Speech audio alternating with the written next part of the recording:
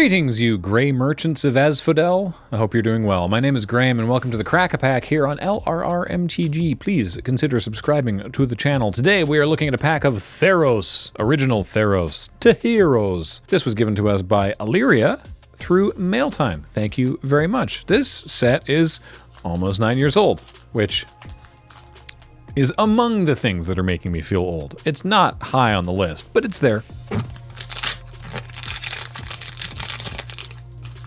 Lovely. First up, Guardians of Meletis. 3 mana artifact creature golem with defender. It's a 0/6. This is a very big wall.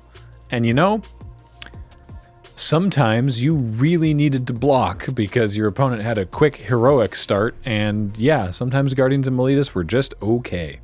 A reminder, heroic in this set was an ability that they did not bring back in the next Theros set because it was very powerful. And it basically said, whenever you target this creature with something, do a thing. And it was often put a counter on that creature, right? Make the creature just permanently larger. And so your heroes would just get bigger and bigger, right? You know, there's sets where you go wide and get lots of little creatures. This was a set where you go tall. You've got like one creature and you just start piling stuff on top of it until it's barely able to stand under the weight of its own +1/+1 counters. And so, yeah, sometimes you needed to block with Guardian of Meletis.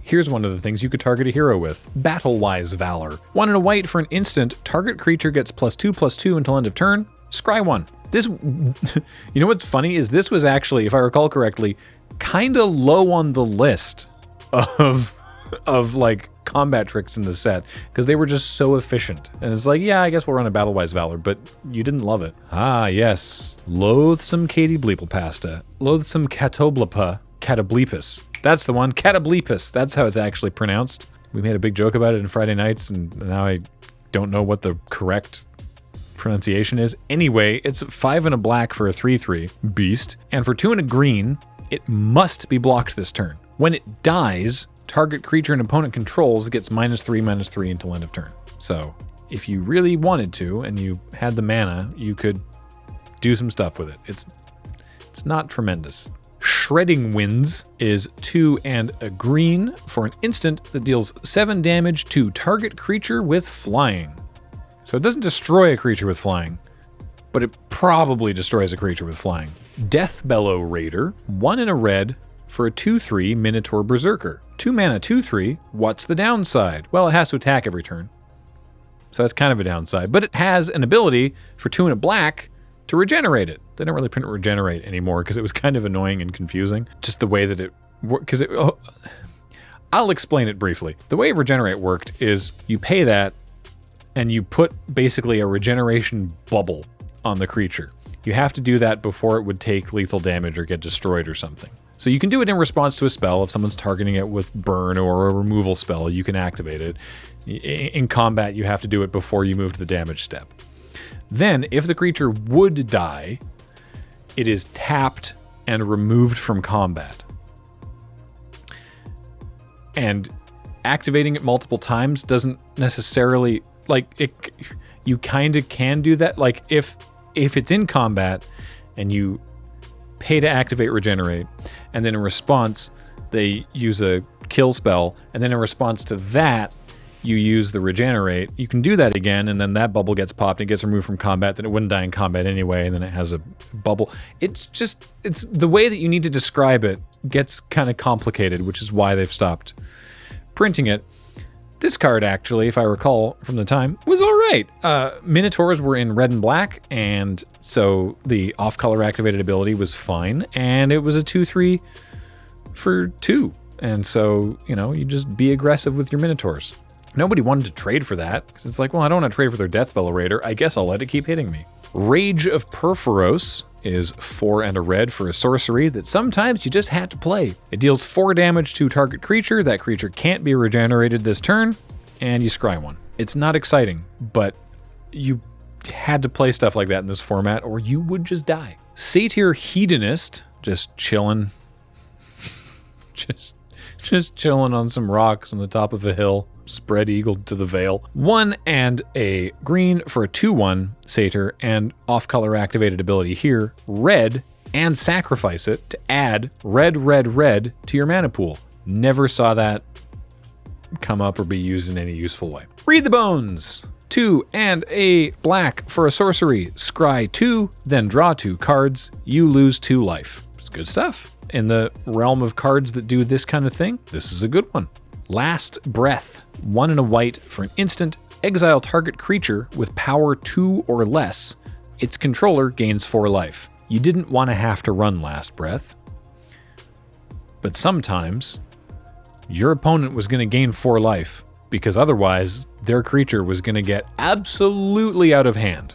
Last Breath is one of those cards that you never like wanted to run it, but sometimes you just kind of had to run it or you're going to lose to an enormous hero. Unknown Shores, it's a land. It taps to add 1 colorless to your mana pool, or for 1 mana and tap it, you can add 1 mana of any color. So it's filtering land. Why not? All right, now we're into the uncommons, and this is where spells to target heroes with start getting particularly spicy, such as this one, Ordeal of Heliod. 1 and a white for a creature enchantment. Whenever enchanted creature attacks, put a +1/+1 counter on it. Then, if it has 3 or more +1/+1 counters on it, sacrifice Ordeal of Heliod. When you sacrifice it, you gain 10 life. So if you get your favorite Hoplite out on turn 1, then on turn 2 you cast Ordeal of Heliod, heroic trigger, so now it's a 2/3.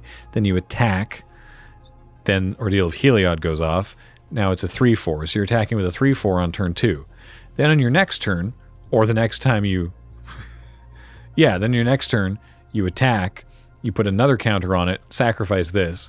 So on turn 3, you're attacking with a 4/5, and you're at 30. That sounds like magical Christmas land. No, that's just a thing that could happen. Quite an ordeal. Arena Athlete. They still use this art in relation to Arena. I think actually this art showed up on sleeves for the Decathlon because it's the Arena Athlete. Ha ha ha. 1 and a red for a 2/1 human with heroic. Whenever you cast a spell that targets Arena Athlete, target creature and opponent controls can't block this turn. Pretty unexciting as far as heroic things go, but hey, sometimes you killed your opponent this way, so why not? What if you have multiple creatures with heroic? Perhaps there could be a spell that targets more than 1 creature. Why, yes, there is. Warrior's Lesson, single green mana, instant. Until end of turn, up to 2 target creatures you control each gain. Whenever this creature deals combat damage to a player, draw a card. That's very powerful for a single mana. You know, like maybe only one of the creatures is actually getting through and replacing itself with a card, but also you can just get 2 heroic triggers off of 1 card and 1 mana. Very good. We have an island and a card about heroic and ad for a Theros t-shirt. And our rare, hey, look at this. It's Thoughtseize. Pretty good. Single black mana for a sorcery. Target player reveals their hand. You choose a non-land card from it. That player discards that card. You lose 2 life. Because sometimes you absolutely just need to make someone sad by taking one of their cards away. Adam will hasten to remind you of the time that I absolutely crushed some child's dreams at the GP in Vancouver when this set came out, because we were playing one of the side event drafts, I think it was, and my opponent mulliganed to 5 and showed his mom the hand, was like, well, this is what I'm keeping. And she looked at his hand and said, well, you can't go to 4. And then I was like, well, I'm here. So turn 1, Swamp, Thoughtseize. And I'm not like proud of it, but it's funny. He took it in stride. Again, his mom was like, oh, well, it's going to happen. Like, it's important to learn early what it feels like to get grossly dumpstered, because really what that does is it helps you sort of better handle, you know, other like minor inconveniences in your life. I feel, anyway. I'm a lot more chill about just like when random things go wrong in my life, because I've lost lots of times at Magic the Gathering. Life lessons from Magic. Nice. I'll probably take Thoughtseize out of this pack if I'm being honest, just based on power level and price, I assume. Because the pack is worth $13.70, and the vast majority of that is the Thoughtseize. So, hey, Thoughtseize, all right. Thanks. Illyria? Much appreciated. So, hey, good times. If the Thoughtseize wasn't here, I don't know, probably Ordeal of Heliod is probably what I would take, just because it can be very powerful. But Thoughtseize is here, so I would take the Thoughtseize. That's it for the Crack-A-Pack today. Thank you all so much for joining us. I have been Graham. James has been running tech. Matt edits these. Heather gets them online. It's a group effort. If you want to be involved in that group effort, you can support us at our Patreon at patreon.com/loadingreadyrun. Your involvement would be helping us pay everybody. That's the main way that we do everything that we do is from you directly. If you want to send us a pack, as Illyria did, through MailTime, you can do so to the address on your screen. Until next time, though, thanks everybody for watching, and I'll see you on the next one.